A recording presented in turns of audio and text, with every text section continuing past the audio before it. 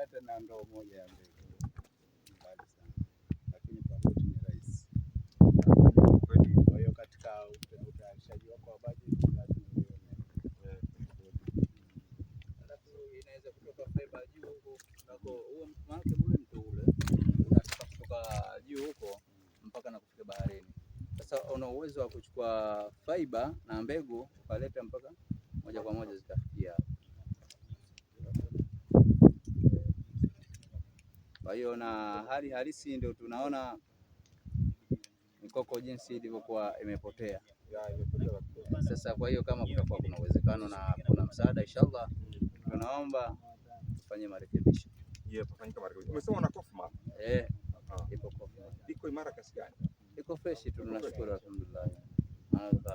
Kama haiko imara kwa sasa hivi hapa moto pote kumeisha. Lakini sasa hivi alhamdulillah na wenzetu wa tumbo wanakuja wana fiber, wanakata wanachukua wanaenda. Sasa sisi hatuna fiber, hatuna usafiri wowote hapa.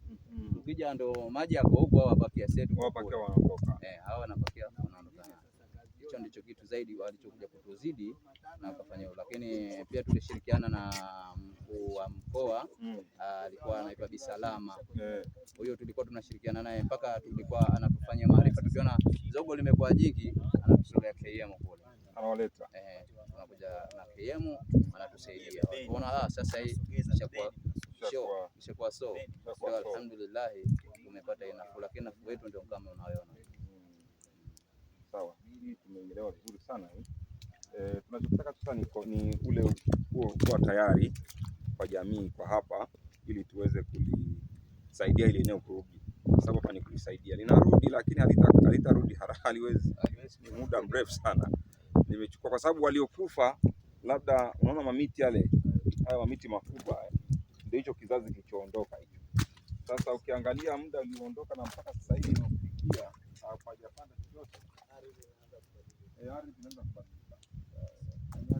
kubadilika, na watachukuliwa na, kwa sababu ukiangalia tayari unaona nani zimeshaanza kuchukua nafasi, ndio tunaacha mpira changa, kwa sababu tayari unaona huu mchanga hakuwepo, mlikuwa mchanga yaani huu mchanga umekuja baada ya ile eneo kuwa wazi. Mpira unaweza ukashare na mgoni, unaweza, lakini baadaye ataondoka.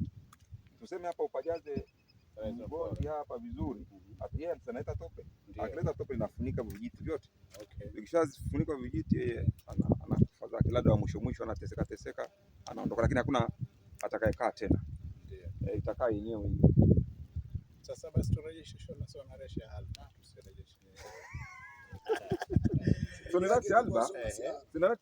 Alba. Kitakachotuhukumu hapa kwa sasa hivi ni historia.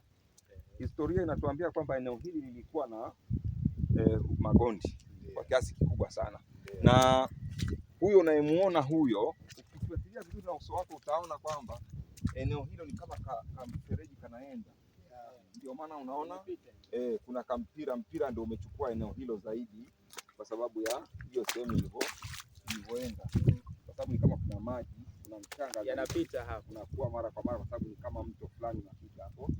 Lakini kimsingi hapa ameingia kutokana na ile siske. Unajua na huo mpira au sisi tunaita mpia huo mpia ulikuwa ni uko mwingi zaidi, na pia na hii nani ilikuwa pia nayo imo. Sasa ilikuwa imechanganyika pia nao magondi. Sisi mwalimu Mario utaonaje? Ni kama kuna mbegu za kuchanganya hapa, ni rhizopora peke yake, na lakini shida ni ipi? Tunahitaji millions of mbegu.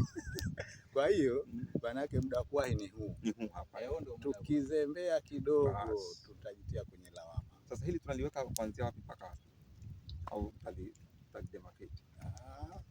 Kudemarcate si ya Kelvin, kwa kuanzia huko tunatumia coordinates. Tumia coordinates tu, lakini eneo hili tunaanzia huku. Nani atakuwa anafahamu vizuri kwamba huku kwenda hivi, kwenda na kule, tukivuka huo mto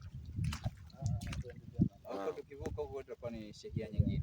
Ni shehia nyingine, lakini kwa shehia yetu Tumbe au Tumbe pia ni shehia yetu. Pia Tumbe ni shehia yetu. Mimi nataka wewe utuchukulie eneo lote ambao tunaweza tukarejesha.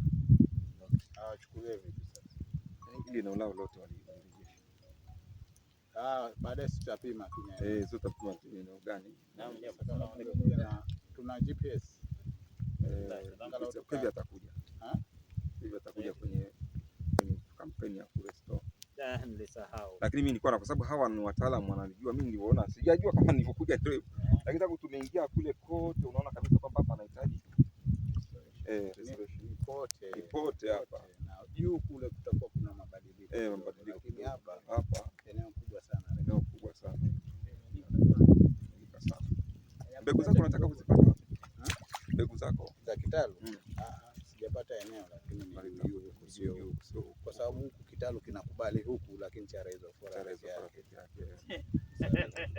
sinakuwa si kizuri. Lakini sisi tunataka hizi mbegu tuziwahi, ndio ili tusianguke. Nimefurahi kwamba mzee Sifa kaja, sasa tutamsa kama yeye wala siulizi kitu Dr. Wangora, anakuuliza wewe. Lakini ukisema maneno sasa, hiyo ndio ambayo ilitatakiwa itengenezewe ile tulikuwa tunasema ile plan chupa moja au hata lita moja, kwamba je, kwa hapa plan yetu tunataka iweje, bei ya chupa na bei ya lita tuanzeje? Ndio plan hasa hiyo, kwamba tunaanza vipi, tutapata wapi mbegu, nani atafanya nini. Hiyo ndio plan, ndio restoration plan kwa miaka hiyo, kwa miaka hiyo ambao mbegu zinaikata lini. Mbegu zikikata pale ndio sasa na sisi tunakata, inabaki ufuatiliaji. Kwa hiyo kabla mbegu hazijakata tunatakiwa tufanye usiku mchana hapa kuhakikisha kwamba mbegu hazijakata. Pale ambapo zitakuwa zimeshaisha au tutaenda kuzichukua sehemu nyingine, maeneo ya karibu ambayo lazima na tukiweza kuenda kwa faster nitakupigia nikipata wasaa kidogo, kwa sababu hata hivyo tumedelay mwaka mmoja. Hiyo daktari unataka kunilazimisha mimi tukiweza, lakini hiyo ni yako wewe, ndio unayezuia. Sasa mimi nafikiri cha msingi ni kutengeneza hiyo plan ambapo tunaweza kusaidia sana kwenye kutengeneza plan. Mbegu tunazipata wapi? Kama ziko hapa safi. Sasa kama ziko hapa zinaingiaje kutoka huko? Tutasema kuna watu ambao wanaweza wakazikusanya zile nzuri. Tunataka tupate watu wanaojua. Sasa tunataka kufanya makosa tena. Tunataka mtu akichukua mbegu hii inaota hii. Yani sio ile tena kuchukua tu kwa sababu mradi kuna kazi za kufanya tukapoteza nguvu. Tunataka wale watu ambao wanajua kuzitafuta wale. Tunaweza kutafuta specialist, watu ambao ni watatu kazi yao ni kukusanya mbegu kutoka kwa watu mbalimbali au wakizihakiki. Yani kwenye kofma hii wanatafuta watu ambao nyinyi kazi yenu ni kuhakiki. Zikiacha kuota tunawakamjia nyinyi. Kazi yenu ni kuhakiki mbegu. Lakini nataka wewe hivyo sasa, hii ni Mungu huyu sasa, hii ni hatukuwa na uwezo, lakini at least wanajua kabisa kwamba sio aende, kwa sababu tatizo ni hili. Si unaona hii, unaziona vile anavijua kabisa kwamba hivi havijakomaa.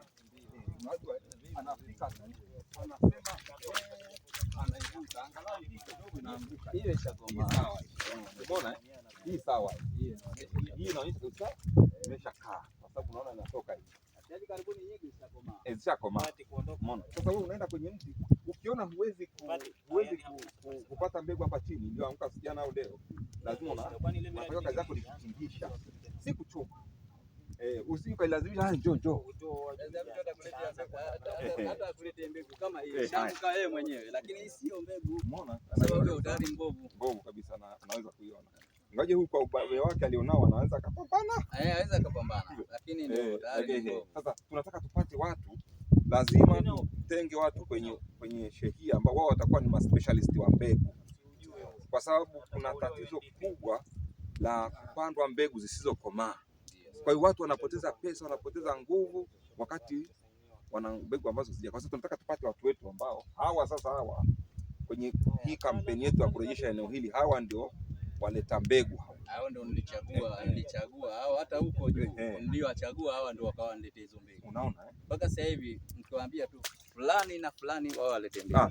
Sasa hao ndio wanaoniletea hizo mbegu kwa ajili ya kuzipanda. Lakini ukiwaambia tu vijana kachumeni mbegu mlete, yule atakwenda kuchuma tu yeyote, huwa achague. Huyu ndio aweke kwenye eneo hili jamii anayesimamia upandaji.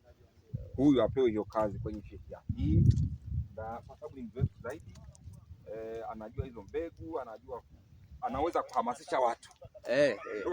Hiyo kuhamasisha, alhamdulillah, nashukuru, ndio ilikuwa hakuna hasa, lakini katika kitu ndio anzisha na kuhamasisha, nilihamasisha mimi. Nikamwambia jamani, ule msitu wetu unapotea. Kwa hiyo tutafanya nini? Sisi sayari tunajua kama huu hapa ni mkanda au ni mkoko, lakini kuna watoto wetu watakuja hawaji kujua tena au, na alafu tuangalie sasa hivi tunakokuwa tunalima mpunga, chumvi inaingia, sababu mnaijua, walikuwa hawajui kama sababu ni huko. Sasa hivi wakiangalia pia wanaona afadhali. Sasa hivi wote wamekuwa ni wapandaji wa mikoko na wote wamejua sasa maslahi ni haya. Kama juzi tulipowaruhusu huko maeneo mengi watu wameanza kuona, ndio. Kwa hiyo huko Majenzi, sehemu nyingine watu wanaona kumbe tunahitaji. Sasa ikifika jamii ikiona wenyewe, ile ndo inaleta faraja zaidi katika urejeshaji wa maeneo. Ushanifahamu? Lakini ndio hilo ninalozungumza, saa nyingine watu wahitaji angalau changamoto kidogo, kwa sababu hili ni jambo kubwa, ni jambo muhimu. Hili jambo kubwa sisi idara kama idara limetushinda. Kwa sababu tunakwenda kuongeza kusaidia, tunasaidia zaidi kiutaalamu.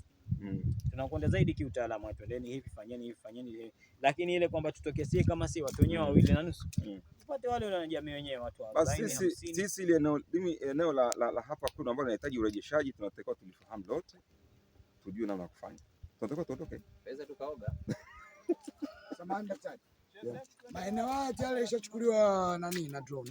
Ya kwenda ya drone. Sasa nimeuliza kama kuna haja ya eneo ziko na ndogo ndogo, hapa coordinate au kusoma kwenye drone map. Tuendelee hapa. Wanaweza kupaona hapa kwa sababu tayari tunayo hiyo sehemu kubwa, kwa hiyo tunafuata kwamba sasa tunaitaka kuendelea, kwa sababu hapa tunaona yote ni miti ya koko ilikuwa hapa.